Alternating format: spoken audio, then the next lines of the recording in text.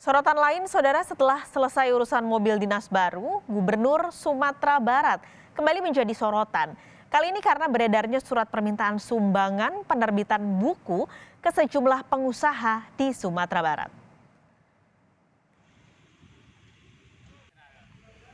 Setelah selesai urusan mobil dinas baru senilai miliaran rupiah, Gubernur Sumatera Barat Mahyaldi kembali jadi sorotan publik.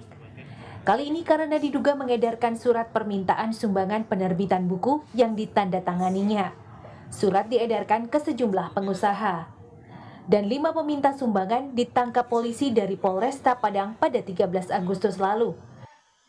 Dari pemeriksaan polisi, surat dan logo serta tanda tangan Gubernur Mahyaldi asli. Para peminta sumbangan tersebut mengaku telah memperoleh dana sekitar 170 juta rupiah. Saat ini, para peminta sumbangan dikenai wajib lapor.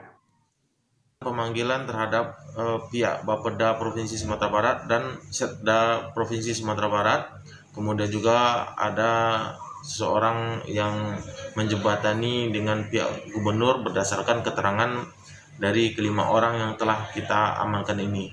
Ini bertujuan untuk mencari atau mengetahui kebenaran apakah surat yang dikeluarkan atau yang ada ini benar dikeluarkan oleh pihak provinsi atau bukan.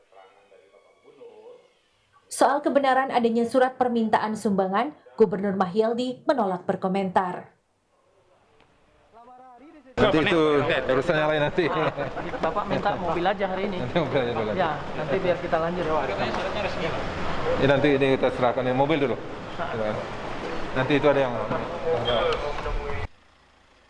Sebelum heboh surat permintaan sumbangan, publik dikejutkan dengan adanya mobil dinas baru gubernur dan wakilnya. Kedua mobil yang dipakai seharga miliaran rupiah akhirnya diserahkan ke Satgas Penanganan COVID-19 untuk dilelang. Dana lelang dipakai untuk penanganan COVID-19 dan Gubernur Mahyaldi juga meminta maaf kepada warganya karena pembelian mobil tersebut. Tim Liputan Kompas TV. Setelah polisi, giliran Ombudsman perwakilan Sumatera Barat yang mengkritisi surat permintaan sumbangan penerbitan buku dari Gubernur Sumatera Barat. Ombudsman kini menyelidiki indikasi maladministrasi dalam praktik penerbitan surat. Indikasi maladministrasi terjadi karena tidak jelasnya tata kelola keuangan dari pihak ketiga di pemerintah Provinsi Sumatera Barat.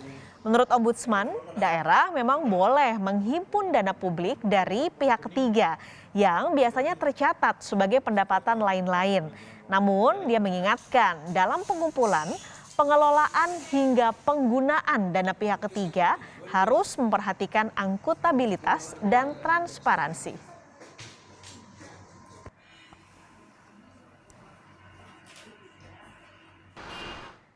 Sudah ada rekan kami Rio Johannes di Padang, Sumatera Barat yang memantau perkembangan kasus surat permintaan sumbangan oleh Gubernur. Rio, jadi setelah ada dugaan, ini sepertinya ada maladministrasi nih. Jadi apa yang akan dilakukan Ombudsman terhadap Gubernur dan juga pemerintah Provinsi Sumatera Barat?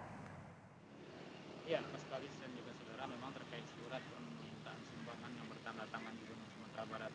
Jadi memang Ombudsman belum membentuk tim untuk melakukan penyelidikan akan kebenaran ini, tapi dari pemberitaan yang sudah dibaca oleh Ombudsman yang mereka pelajari memang ada dugaan ini mengarah ke maladministrasi karena tidak adanya pengelolaan yang jelas dan transparansi dalam pengelolaan keuangan dari pihak ketiga ini. Dan dalam beberapa hal ini memang Ombudsman menyatakan akan membahas ini secara internal dulu di dalam Ombudsman untuk menentukan sikap mereka, apa yang akan dilakukan nantinya, apakah perlu melakukan pemanggilan terhadap Gubernur Sumatera Barat, Bapeda yang selaku, atau juga Bapeda yang selaku orang atau instansi yang mengeluarkan surat ini.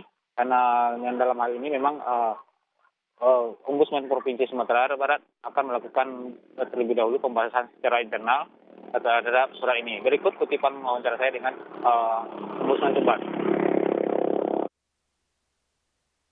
Potensi maladministrasinya tentu akan selalu ada untuk setiap aktivitas-aktivitas yang dilakukan oleh pemerintah yang tata kelolanya belum bisa kita lihat secara terbuka. Hingga saat ini Ombudsman belum berencana untuk melakukan pemanggilan ataupun hal lain, tetapi kita merasa bahwa ini adalah persoalan di pemerintah kita, di penyelenggara pelayanan publik kita. Ya, selain akan mempelajari hal ini, juga Ombudsman juga berharap kepada Gubernur Provinsi Sumatera Barat agar tidak lari dalam kasus ini dan memberikan klarifikasi yang jelas kepada masyarakat agar poin-poin dari hal ini tidak menjadi berkembang secara luas dan kemana-mana di tengah masyarakat. Demikian. Oke, ini masih di Ombudsman, tapi selain Ombudsman ada pihak kepolisian juga yang menyelidiki dalam kasus ini. Bagaimana dengan kepolisian? Apakah sudah ada keterangan lebih lengkap bahwa ini memang surat yang dikeluarkan oleh gubernur? Sekali dan juga saudara, memang dari hasil penyidikan sebelumnya memang tanggal 13 Agustus lalu kepolisian dalam ini Reskrim Polresta Padang itu mengamankan 5 orang yang diduga melakukan penipuan karena meminta sumbangan berbekal surat yang bertentangan gubernur yang diduga itu palsu. Namun dari hasil penyelidikan, kelima orang ini akhirnya dibebaskan kembali dengan status wajib lapor karena surat ini diketahui merupakan surat yang asli dan memang benar bertandatangan asli Gubernur Provinsi Sumatera Barat. Namun dalam hal ini polisi tidak semata-mata menghentikan penyidikan, akan terus melanjutkan penyidikan dan diagendakan pada besok Sabtu itu diagendakan pihak kepolisian akan mengambil keterangan dari Bapeda Sumbar dan juga Gubernur Sumatera Barat.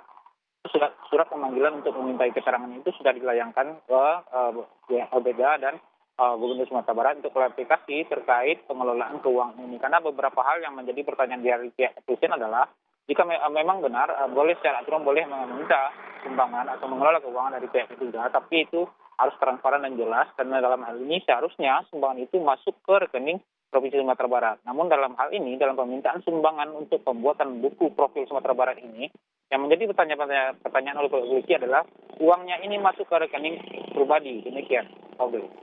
Baik, kita akan tunggu bagaimana kelanjutannya untuk kasus ini. Terima kasih jurnalis Kompas TV Rio Yohanes melaporkan langsung dari Padang, Sumatera Barat.